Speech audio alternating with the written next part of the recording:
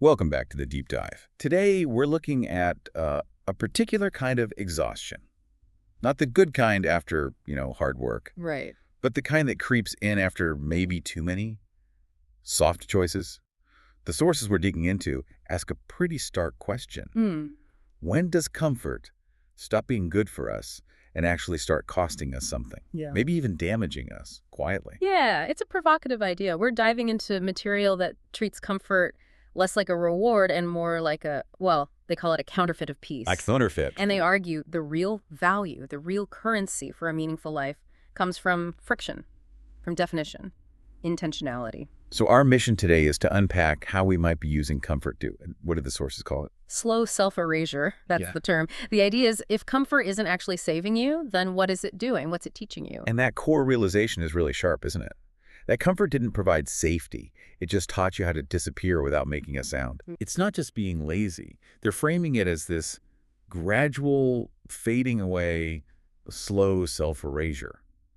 It really challenges that default view of softness as always being a virtue. And absolutely, it's an intervention right from the start. Okay, let's get into the diagnosis then. Section 1, the high cost of softness. The sources argue many of us aren't truly safe. We're actually That's what's sedated. faded, yeah. They talk about that specific feeling like a heavy chest when you wake up, but you can't name why, or how easily the phone just grabs your focus before you even set your own intention for the day. It's like we're anesthetizing ourselves without realizing it. And Yeah. that internal fog, that lack of clarity, that's exactly what they're pointing at. Okay. The material really pushes on distinguishing between, genuine self-care and what might actually be self-abandonment disguised as self-care. How so? Well, we might say we're protecting our peace when really we're just avoiding something difficult.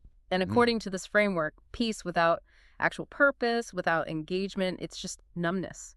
Numbness wearing a robe, as one source puts it. Numbness wearing a robe. Wow. And that numbness isn't free, is it? Not at all. There's a cost. They call numbness the most expensive drug you'll ever buy because it charges you in days you don't get back. Oof, days you don't get back. So you're trading avoiding discomfort now for, guaranteed regret later. That's the argument. And this leads into a really interesting reframing of burnout. Okay. Burnout. We hear that word constantly. Right. But these sources suggest that a lot of what we call burnout, this chronic exhaustion, it might not actually be from doing too much.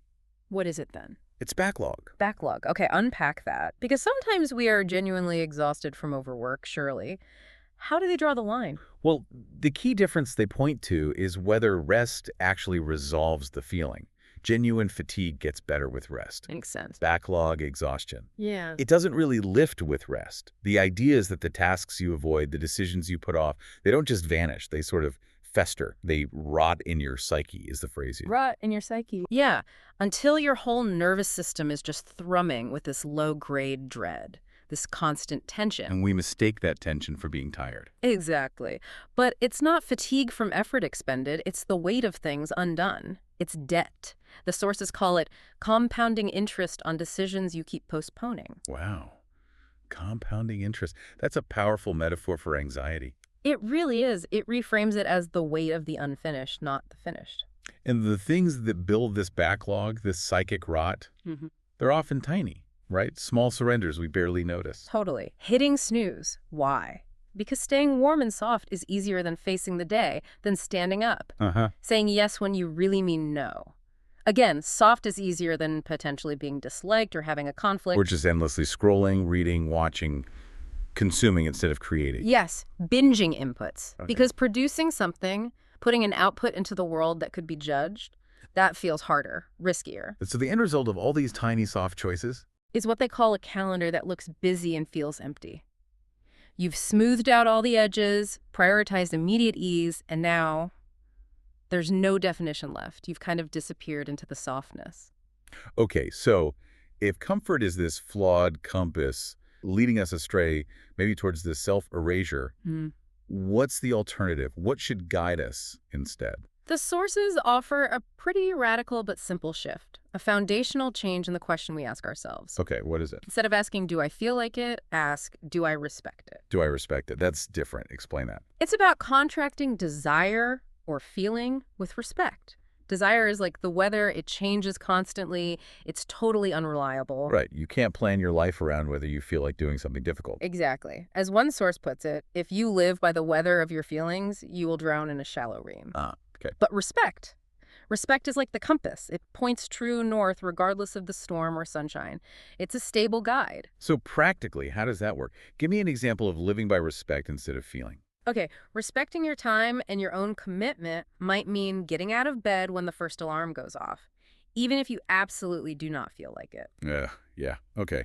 I feel that one. Or respecting clear communication means sending the direct message, "This doesn't work for me," without adding 5 paragraphs of justification just to soften the blow for the other person. Without the TED Talk explanation, as they put it. Exactly. Short, clean, respectful of the truth, even if it creates temporary discomfort. So it's about making your actions align with that respect answer, even when your feelings are screaming no. Precisely. And this totally dismantles a huge myth we seem to carry around, Which is? that we need to feel motivated or have perfect clarity before we can take action. Right. We wait for the lightning bolt of inspiration. We do, but the sources are emphatic. Motivation is the afterglow of action, not the permission slip before it. The afterglow.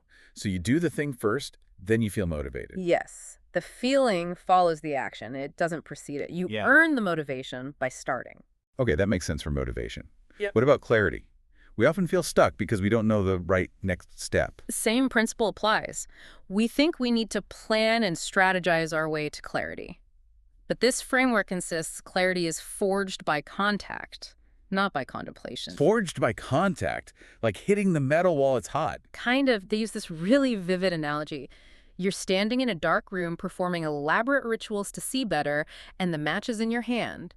Strike it, feel the sting, watch the walls appear. Oh, wow.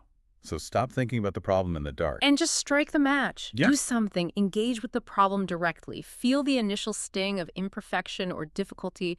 That very contact is what illuminates the situation. So, for example, if you're stuck on a writing project. Don't read another book about writing. Sit down and write the absolute worst, ugliest first paragraph you can manage. Okay. That act, that contact with the task, even if it's messy, starts to reveal the real shape of the challenge, gives you something concrete to work with. And this connects back to the anxiety thing we talked about earlier, the backlog. Directly. Because they argue much of what gets labeled anxiety is just the background noise of all those unread decisions, those unstruck matches. Yeah, the compounding interest. Exactly. The solution isn't necessarily more meditation or calming techniques, though those can have their place. The primary solution offered here is completion, finishing things, striking the match. All right, so we've diagnosed the problem, this sedation, this backlog anxiety, and we have the new compass, respect over fleeting feelings. Now, Section 3, how do we actually build a life that operates this way? The architecture of grit, they call it. Right, moving from principle to practice. The core actionable advice revolves around something called the rule of the edge. The rule of the edge. Sounds intense. It's actually pretty straightforward. It means you intentionally choose one hard thing to do each day. Just one. Just one to start. And crucially, you do it before your brain has a chance to negotiate you out of it. Early, if possible. And how hard does it need to be? The guideline is just hard enough to make you swallow. Not impossible, but definitely uncomfortable.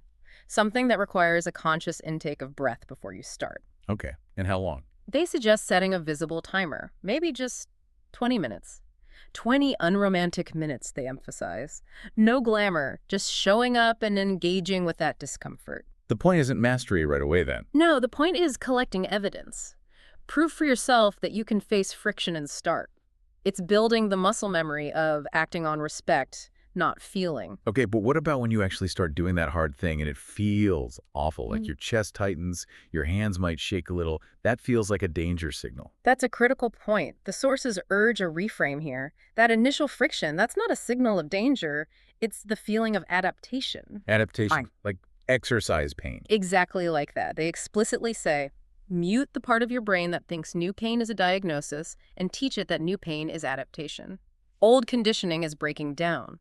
Like an athlete feels muscle soreness as it grows stronger. So the goal isn't to avoid the heat, but to learn you can handle it. Precisely.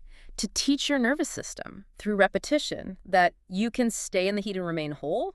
You build tolerance for necessary discomfort. That sounds good, but it also sounds a bit like relying on sheer willpower, which we know often fails long term. Yeah. How do we make this stick? How do we deal with that gifted lawyer part of our brain that always finds excuses? Yes, the gifted lawyer. The sources are very clear on this. Inconsistency is usually an environment flaw, not a character flaw. An environment flaw. So it's not that I'm weak, it's that my setup is wrong. Largely, yes. Your brain is a gifted lawyer. Its job is efficiency, conserving energy, avoiding perceived threats. It's very good at arguing for the easy path. So you can't just win the argument with willpower. No, you have to bypass the courtroom altogether. You need to engineer your environment so that the path of least resistance aligns with the path of respect. It's about logistics, not just grit. Okay, practical examples, logistical hack. Things like putting your mornings on rails, laying out clothes, prepping coffee, making the first actions almost automatic so your feet are moving before your brain starts litigating the case for staying in bed. Got it. Reduce the decision points. Exactly. Put the phone, which they called the syringe, for its addictive, numbing quality, physically far away during work blocks or first thing in the morning. Exile it. The syringe. Okay. What else? Put your mission statement or your core goal for the day somewhere you literally cannot avoid seeing it, where your eye lands naturally. Keep the why visible. Designing the environment to support the intention. Exactly. It's making it easier to do the respected thing and harder to do the easy, comfortable thing. But what about when we inevitably slip up, we try this, and then one day we just don't? We hit snooze 5 times. Relapse is expected. The crucial part, according to these sources, is skipping the shame opera. The shame opera, meaning Meaning, don't waste time and energy beating yourself up, feeling guilty, telling yourself you're a failure. That's self-indulgent and keeps you stuck. okay, so skip the drama. What do you do instead? They propose a quick, practical, 3-part reset. Okay. 1, First, name the dodge aloud. Actually say it. I am scrolling Instagram right now because I'm avoiding starting that difficult email. This breaks the trance, brings conscious awareness. okay, name it. 2, Second, pay a small toll or fine immediately. It doesn't have to be money. Maybe it's doing 10 push-ups or putting $1 in a jar or immediately tackling a small, unpleasant chore you've also been avoiding. Something slightly annoying to create an immediate consequence. a small friction penalty. Okay. And 3, Third, change one small detail in the environment related to the slip-up. Just one thing to add friction for next time. If you scrolled on the couch, maybe the new rule is the phone isn't allowed on the couch during work hours. so it's about engineering, tweaking the system, not just trying harder next time. Exactly. It's iteration, not melodrama. Adjust the environment, learn from the slip, and get back on track without the self-flagellation. Let's shift focus a bit now to section 4. How does this internal state, this lack of definition, this shapelessness born from too much comfort affect our relationships, our external world? The sources are pretty direct about this. One puts it bluntly, attraction dies at room temperature. Ouch. Room temperature, meaning lukewarm, undefined. Exactly. When you've smoothed away all your edges in the name of avoiding conflict or seeking constant harmony, you become, well, less distinct, less compelling. So this impacts how others perceive us, our value in what they call the economy of attraction. That's the idea. Attraction, whether it's romantic, professional, or even just platonic respect, seems to require defined edges. Polarity needs a bit of friction, a clear sense of who someone is. If you become too soft, too accommodating, too predictable, you risk becoming forgettable, less vital. So the antidote to this shapelessness in relationships is Moving from appeasement to policy. appeasement versus policy. Explain that distinction. Appeasement is when you consistently prioritize the other person's comfort or the avoidance of conflict over expressing your own needs, boundaries, or truths. The sources call this counterfeit intimacy. Counterfeit intimacy, because it feels close, Yes. but it's based on you hiding parts of yourself. Precisely. You're trading truth, who you are, what you need, what works for you for temporary relief. But it breeds resentment both in you for abandoning yourself and potentially in the other person because they have nothing solid to connect with or rely on in you. So what's policy then? Policy is the clear articulation of your boundaries, your standards, your non-negotiables. It's the definition that others can actually see and anchor to. It provides gravity. Gravity, something solid to interact with. How does policy sound different from appeasement? Policy is often shorter, cleaner. It's the voice straightening up when you finally say the thing you were hoping they'd just guess. Yeah. It sounds like, actually, that timing doesn't work for me, or I need you to follow through when you say you'll do something, or even, I don't explain no twice. Direct. Yeah. Not cushioned with apologies or excessive explanations. Right. It's about reliability. And the argument is that this kind of defined reliability is ultimately far more attractive and builds deeper trust than vague people-pleasing charm. Okay, but setting that kind of boundary, establishing that kind of policy, Yeah. especially for the first time, that can feel terrifying. Mm. What about the fear of losing people, pushing them away by being difficult? That fear is absolutely real, and the sources acknowledge it head on. They don't downplay the potential social cost of defining yourself. So what's the perspective shift they offer? It's a powerful one. It is far better to be abandoned for your edges than adored for your erasure. Wow. Okay, let that sink in. Abandoned for your edges Yeah. rather than liked for being invisible. Exactly. Because if someone leaves when you finally show your real shape, your real needs, were they ever truly connected to you? Or just to the convenient, shapeless version you are presenting? So drawing those lines, setting policy, it acts as a filter, doesn't it? An immediate filter. But what about managing that initial panic, that moment your heart pounds before you say the hard thing? Any practical advice there? Yes. The material suggests first acknowledging that the anxiety itself is just the sound of the old conditioning breaking down. It feels dangerous, but it's actually the sound of you becoming more real. Okay, acknowledge the feeling without obeying it. Right, and recognize that the people who require your constant softness, your erasure, to stick around, they probably aren't equipped for a relationship with a more defined, stronger version of you that's emerging anyway. So in a way, the boundary reveals who can actually handle the real you. And tactically, keep it simple. Deliver the policy with the minimum words needed. No long defenses, no justifications. Just skate the new reality, the new boundary. Clean and clear. Those who can respect it, those who value the real you, they'll adjust. They'll stay. Because that definition you provide, it feels like gravity. It's anchoring. People are ultimately drawn to things that feel solid and real. So in the end, it comes down to priorities. Right, the sources put it starkly. Your likability is not sacred. Your self-respect is. The aim isn't to be universally adored. It's to build a spine, a core self that you respect, and that reliable people can actually count on. So wrapping this all up, this whole deep dive seems to boil down to one fundamental shift in thinking, doesn't it? Moving away from constantly seeking ease. Yeah, it's about changing the central question we ask ourselves. Stop asking, how do I make this situation, this task, this interaction easier? And start asking. How I become the person for whom this level of difficulty, this necessary friction is just normal. That's the shift. From trying to change the world to fit your comfort zone to expanding your capacity to handle the world as it is. Exactly. That shift, the sources say, changes you from a beggar, someone always trying to bargain with their mood, their feelings, the circumstances. Into a builder. Someone who bargains with reality. Builders create things, they make deposits the world can actually rely on because they're defined by what they do, not just what they feel or intend. It really comes down to raising your personal standard, doesn't it? And understanding that the standard doesn't care about excuses. Right. The standard metabolizes friction. It turns the heat you were avoiding into your new habitat. That's where real confidence comes from. Not from affirmations, but from the muscle memory of kept word under heat. Knowing you can trust yourself to follow through, even when it's hard. So the final message seems to be, stop wishing for softer pillows. Yeah. Sharpen your choices instead.